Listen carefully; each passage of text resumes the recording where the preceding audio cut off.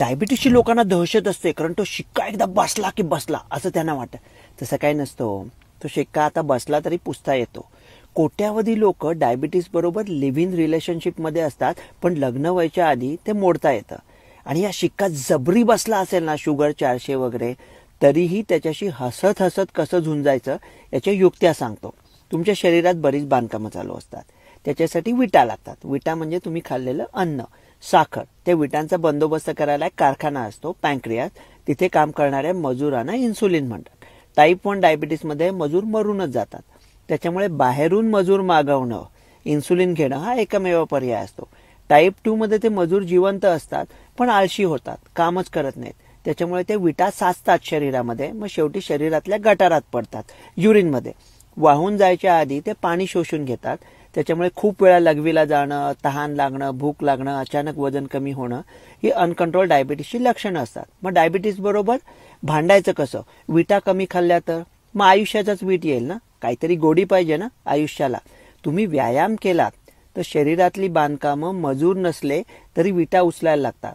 आणि व्यायामामुळे मन प्रसन्न होतं. प्रसन्नतेचं कसं असतं? तुम्ही समजा डायबिटीसपासून स्वतःला वाचवायला उपासमार करून स्ट्रेस करून घेतला, तर त्या स्ट्रेसमुळे शरीरातलं कॉर्टिसॉल वाढतं. कॉर्टिसॉलमुळे शुगर वाढते. स्ट्रेसपासून भांडायच्या 2 सोप्या युक्त्या सांगतो. एक म्हणजे स्ट्रेसचा स्ट्रेस घ्यायचा, आणि दुसरं म्हणजे हितचिंतकांपासून दूर राहायचं. स्ट्रेसचा स्ट्रेस म्हणजे काय?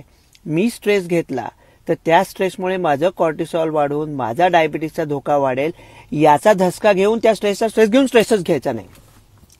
आणि हेल्थ ही खूप प्रायव्हेट गोष्ट असते हो. मित्रांना वगैरे सांगू नका, व्हॉट्सअपवर टाकू नका. तुम्ही टाकलं शुगरचा प्रॉब्लेम आहे की लगेच 2 जण उगवतील. आमचे काका परवाच वारले डायबिटीसने. अरे ठोंब्यानो, ते काका डायबिटीसने नाही वारले. असे नतद्रष्ट पुतणे आपल्याला आहेत. या उद्वेगाने काकांनी स्वतःला मारून घेतलं. पुतण्या मला वाचवा म्हणत.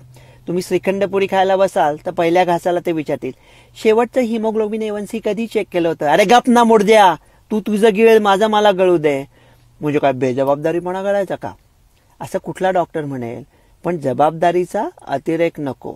4 वर्षांनी तुम्हाला चांगला हिमोग्लोबिन A1Cचा आकडा मिळणार आहे, याच्या आशेच्या मस्तानीपायी आज तुमच्या आयुष्याची काशी करू नका. मस्त जगा, मजा करा. डायबिटीस ना हा गल्लीतल्या एखाद्या मस्तवाल बोक्यासारखा असतो. तुम्ही त्याच्यापुढे दुधाची बशी ठेवली ना, तर तो मिशा फेंदारून तुमच्याकडून त्याची मान खाजवून घेईल. त्याच्यापेक्षा त्याला म्हणाला ना जरबे ना, ए बोकारड्या, पतंगाला बांधून त्याला आकाशात फेकू का रे मांजा, तर तो तुमच्यापुढे नाक घासायला लागेल. अशा स्टाईल